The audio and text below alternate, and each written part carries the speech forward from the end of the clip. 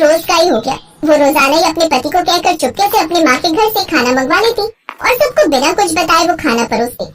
इस तरह सभी उसके खाने की खूब तारीफ करते। अब तो रोशनी को पका पकाया खाना मिल जाता तो वो सीखने की भी मेहनत नहीं करती। ऊपर से पड़ोस में मायका होने के कारण वो जब मर्जी उठकर वहाँ चली जाती। ऐसे ही सब चल रहा था। एक रोज घर पर कुछ मेहमान आ जाते हैं तो उसकी जेठानी उससे कहती है, रोशनी मैं जल्दी से बाजार जाकर सब्जी ले आती हूँ, तब तक तुम खाना बना लो। जी ठीक है भाभी।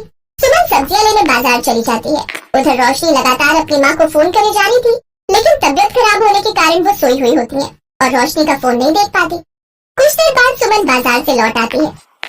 क्या बात है रोशनी, तुमने अभी तक खाना नहीं बनाया? रोशनी काफी घबरा जाती है और लड़खड़ाती हुई आवाज में कहती है, घर में कुछ सब्जी नहीं थी सिवाय इस करेले के। अब मेहमानों को करेले थोड़ी ना खिलाएंगे, इसीलिए मैं आपके आने का मेरा मतलब इस सब्जियों का इंतजार कर रही थी। आप जाइए, मैं खाना बना लूंगी।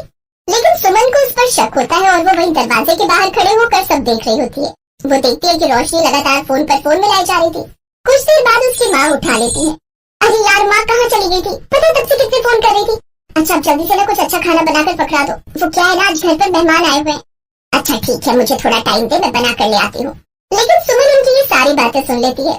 कुछ देर बाद रोशनी की माँ रसोई की खिड़की से उसे खाना पकड़ा कर जाती है। ओह, तो ये सारा माजरा है। देवरानी जी अपनी माँ के हाथों का स्वादिष्ट खाना हमें झूठ बोलकर खिलाते हैं। अब इसका अगर आप अपनी माँ से प्यार करते हैं तो वीडियो को लाइक और सब्सक्राइब कर दे। बुझकर अपनी सास को रसोई में बुला कर लाती है। माँ जी, आप लोग बहुत ही अच्छे राजमा बनाते हो, आप हमें भी वो रेसिपी बता दो ना। आज रात के लिए हम राजमा चावल बनाकर तैयार करते हैं। अच्छा ठीक है, मैं बताती जाती हूँ, तुम बनाती जाओ। ओह नो, अब ये दोनों रसोई में ही खड़ी रहेंगी तो फिर मेरा क्या होगा? अरे छोटी बहू, किस सोच में पड़ गई? चल चावल पकाने रख दे एक तरफ। रोशनी घबरा जाती है और फिर वो कुकर की जगह कढ़ाई निकालती है और उसमें कच्चे चावल बिना पानी के ही पकने को रख देती है। अरे ये क्या बहू, अनाड़ियों की तरह क्यों खाना बना रही हो?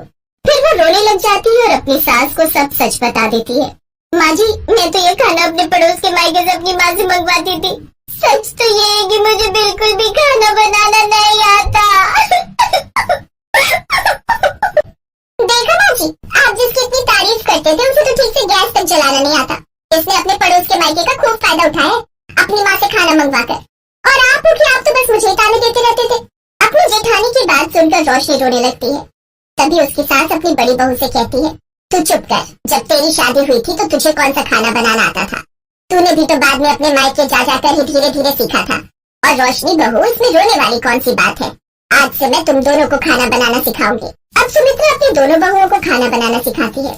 कुछ दिनों में दोनों बहुत अच्छा खाना बनाना सीख जाती है।